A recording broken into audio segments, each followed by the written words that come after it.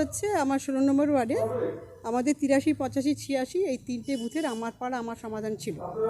এবং এর আগে যখন আমাদের চেয়ারম্যান ডক্টর পল্লব দাস মহাশয় আমাদের সমস্ত পৌরমাতা পৌরপিতাদের ডেকে একটা সভা করেন এবং সেইখানে তিনি বলেন যে পৌরমাতা পৌরপিতারা কিন্তু আমার পাড়া আমার সমাধানে থাকবেন।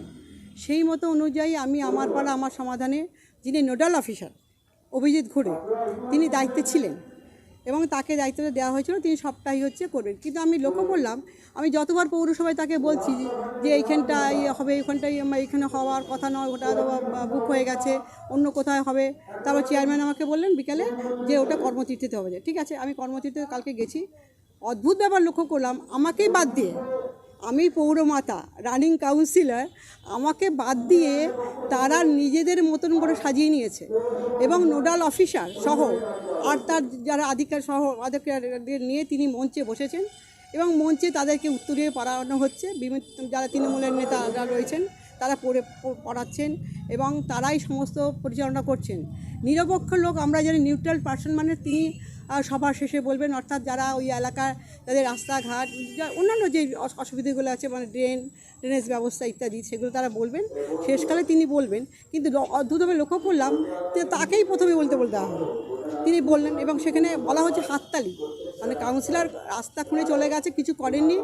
অর্থাৎ অমৃত 2 প্রকল্পে আপনি জানেন যে রাজপুর সোনারপুর পৌরসভা একটা বড় পদক্ষেপ নিচ্ছে, যেটা হচ্ছে অমৃত 2 প্রকল্প, জল প্রকল্প, যেখানে প্রত্যেকটা মানুষের বাড়িতে পানীয় জল পৌঁছে দেওয়া হবে। সেই জলের কাজ চলছে, অর্থাৎ পাইপ বসানো চলছে আর কি। অর্থাৎ সমস্ত রাস্তা খারাপ হবেই। তিনি আমাকে ওখানে দোষারোপ করলেন যে আমি রাস্তাগুলো খুঁড়ে গেছি ইত্যাদি ইত্যাদি। যাই হোক, সেটা নোডাল অফিসার তিনি ওটা বললেন না, এটা সব জায়গায় হয়েছে, আগামী দিনে আপনাদের বাড়ি বাড়ি জল পৌঁছে যাবে এবং এটা কোনো ব্যাপার না, এটা হবে। ঠিক আছে, তারপরেও আমি ওখানে দাঁড়িয়ে রইলাম। ওনারা ঠিক কী বলবো, হাত তিনে দূরে ওনারা সব বসে আছেন উঁচুতে, মানে মঞ্চে, আমি তার নিচে দাঁড়িয়ে আছি। কিন্তু যতক্ষণ না আমার পাড়া আমার 83, 85, 86 এই তিনটে বুথে যতক্ষণ না সমাধান হলো, আমি দাঁড়িয়ে থেকে কমপ্লিট হলো। তারপরে চেয়ারম্যানকে ফোন করলাম, চেয়ারম্যানকে ফোন করে বললাম, চেয়ারম্যান এটা কি হচ্ছে কি?